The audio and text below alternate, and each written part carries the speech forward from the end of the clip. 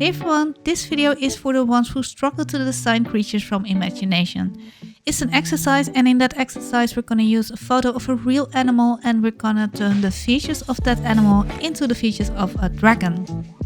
I'm gonna use a deer for this one, but there are also videos up in which I do the same trick for a wolf and also a horse. And you can do this with basically any animal. And it's an exercise, so it's just for practice, but if you do this on a regular basis, you will get more familiar with that and it will really help you to design your own creatures. First I'm gonna lightly sketch in the deer, and for this video I go a little bit more into detail, but that's not really needed if you're doing that exercise. You have enough on just a rough outline and a location of the eye. And this deer has very nice antlers, but later on in the drawing I decided to make some more like twisted horns on this one because that was what I felt like. But it also gave me the idea to design a dragon with antlers in the future, so that will be in an upcoming video. And when you do an exercise like this, don't focus on it being good, because I know we want our art to look perfect, but that's not what we need here. What we need here is that we get familiar with creating a rough outline, looking at the shapes and how we actually can transfer them to a fantasy creature. And this time it's going to be like a one-on-one sketch. So it's going to be a deer and the dragon is going to be drawn directly on top of that. But that is because I want to show you which features you can transfer into the dragon. And once you know that and you start designing your own creatures, what you're going to do is you're going to grab a pen or a pencil and you just make some really rough shapes. And you can use the features of that animal and then you can play around with it. Maybe add some horns or maybe add some frills, and you can practice, maybe make a couple. Like you can take one photo of a deer and you can make like 3 or 4 sketches like this. And the less details you're gonna put into those sketches, the more sketches you can make in the same amount of time. I'm gonna draw the dragon with black ink, and that way I can see the difference between the deer and the dragon, and it's easier to show you as well. But also when I practice myself, that is an easy way to distinguish the lines that I want to keep and want to emphasize. And I added some teeth to make the mouth a little bit more like a carnival. And I changed the horns. Like I said, I wanted twisted horns for this one, but that doesn't mean your dragon cannot have antlers, because dragons are fantasy creatures and you can create them in any way that you want. And this dragon is gonna have an ear, but in most of my dragons I'm drawing the ears more reptile-like. But because I wanted to keep some of the deer features, I wanted to keep the ear as well.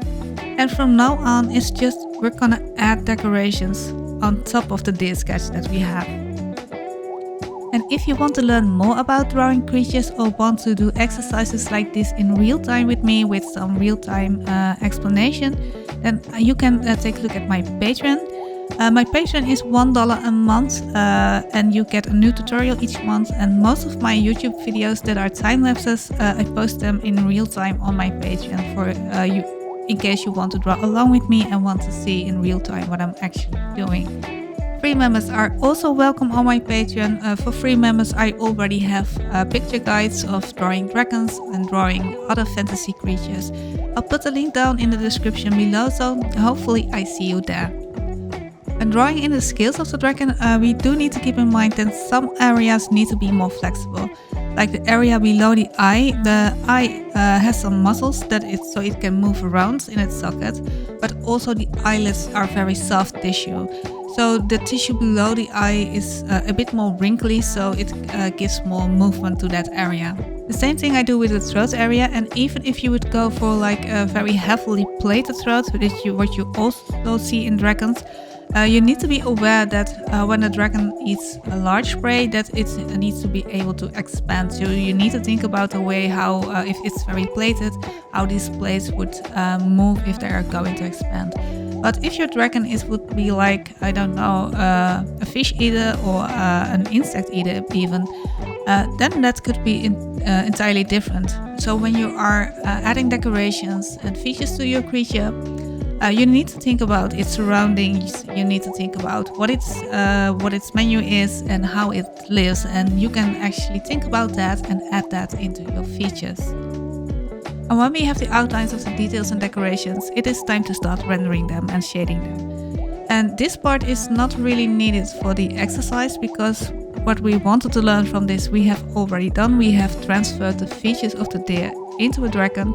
But I also like to go a little bit more into detail, and because that's just something that I enjoy, and I like the aesthetic look of what it gives to my sketchbook.